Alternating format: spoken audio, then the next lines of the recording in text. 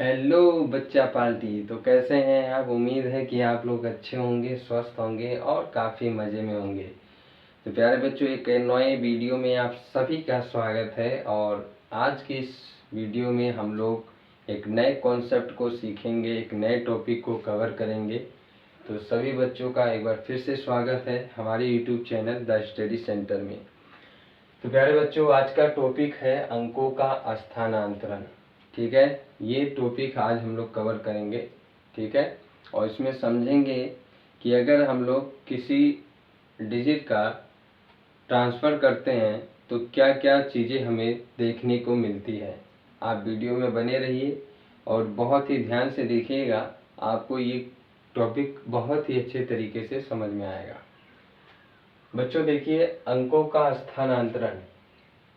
आपने ट्रांसफ़र सुना होगा, किसी का जॉब अगर किसी डिस्ट्रिक्ट में है तो अलग डिस्ट्रिक्ट या अलग स्टेट में उसका ट्रांसफ़र हो जाता है। आपने ये सुना है, यानी एक स्थान से दूसरे स्थान पे जाना पड़ता है। उसी प्रकार से हम यहाँ पे अंकों का स्थानांतरण करेंगे। एक हमारे पास कोई संख्या होगी, उस संख्या में हम लोग एक अंक को दूसरे के स्थान पे भेजेंगे और वहाँ से उस अंक को इस स्थान पे लेकर आएंगे। ठीक है, अंकों का स्थानांतरण करने से पहले हमें कुछ बातों का जो है नॉलेज रखना है, ध्यान रखना है। आपने हमारे जो भारतीय संख्या पद्धति है उसमें आपने स्थान के बारे में पढ़ा है। किसी भी संख्या में, किसी भी संख्या में अंकों के निम्न स्थान होते हैं। निम्न स्थान होते हैं, यानी जो संख्याएं होती हैं उन संख्याओं में स्थान होते हैं, कुछ प्लेस होता है, उन प्लेस पे डिजिट को रखा जाता है, तब जाके कोई भी संख्या बनती है। तो मैं आपको यहाँ पे वही बात कह रहा हूँ कि किसी भी संख्या में अंकों के निम्न स्थान होते हैं और उन स्थान के नामों को आपको याद रखना है। जैसे मान लीजिए कि यहाँ पे कोई इकाई का अंक होगा, इकाई के बाद में क्या आता है? दहाई आता है। दहाई के बाद में क्या आता है? सैकड़ा यानी 100 आता है। सैकड़ा के बाद में क्या आता है? 1000 आता है। 1000 के बाद में क्या आता है? तो 10,000 आता है। ठीक है, इस प्रकार से लाख आएगा, 10 लाख आएगा, करोड़ आएगा, 10 करोड़ आएगा। ऐसे जो है स्थान जो है देखने को मिलता है। ठीक है, तो हम लोग किसी भी अंक का जो स्थानांतरण है, जो ट्रांसफर है, वो इन्हीं प्लेस पे करेंगे। दहाई से उठा के 1000 वाले पे भेजेंगे, 1000 से उठा करके दहाई वाले पे भेजेंगे। यही हमें करना है और इसमें सीखना है, इसको देखना है कि इसमें हमें क्या क्या नई चीज़ें देखने को मिलती है। तो मैं एक नंबर लेता हूँ, जैसे मेरे पास एक संख्या है 821।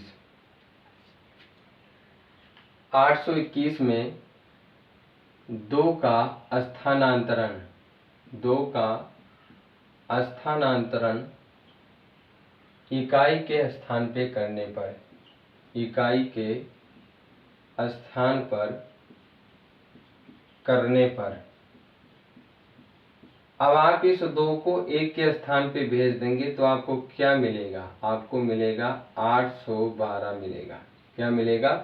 812 मिलेगा।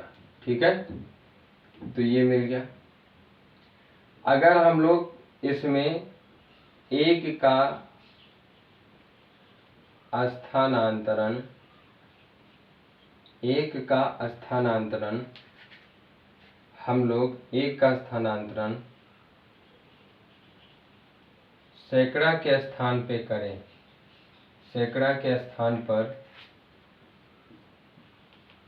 करने पर, 1 का स्थानांतरण सैकड़ा के स्थान पे करने पर तो क्या बनेगा? तो ये बन जाएगा 182, 182।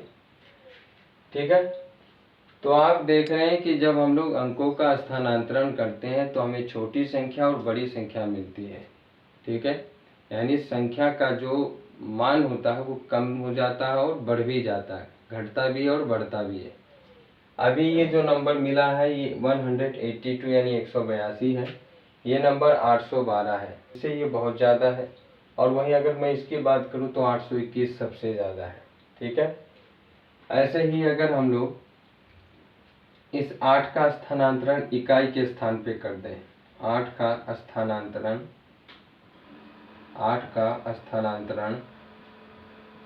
इकाई के स्थान पे करने पर, इकाई के स्थान पर करने पर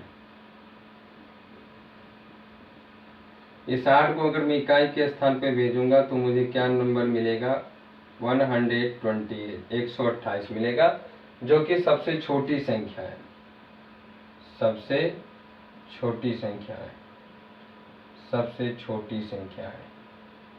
ठीक, और ये क्या है, सबसे बड़ी संख्या है, सबसे बड़ी संख्या है। ठीक, यानी इन अंकों का प्रयोग करने पर हमें 821 सबसे बड़ी संख्या मिल रही है और 128 सबसे छोटी संख्या मिल रही है। तो अंकों का स्थानांतरण से क्या देखने को मिलता है कि जब आप किसी नंबर में किसी अंक का स्थानांतरण करते हैं, ट्रांसफर करते हैं, उसको अलग अलग स्थान पे रखते हैं, तो आपको छोटी और बड़ी संख्या प्राप्त होती है। क्या मिलती है, छोटी और बड़ी संख्या प्राप्त होती है। यही कॉन्सेप्ट है अंकों का स्थानांतरण। अच्छा, ये काम आप 4 अंकों की संख्या हो या 5 अंकों की संख्या हो या 8 अंकों की संख्या हो, कितने भी अंकों की संख्या हो, आप उसमें कर सकते हैं। ठीक है, जैसे एक और क्वेश्चन लेता हूं मैं, यहाँ पे मेरे पास है 2560। ठीक है, अगर मैं इस 6 का स्थानांतरण 1000 के स्थान पे करूं, 6 का स्थानांतरण 1000वें स्थान पे करूं करने पर, अगर इस 6 का स्थानांतरण 1000वें स्थान पे करूंगा तो मुझे नंबर क्या मिलेगा, 6250। ठीक, ये नंबर मिला। अगर फिर मैं इसमें 5 का स्थानांतरण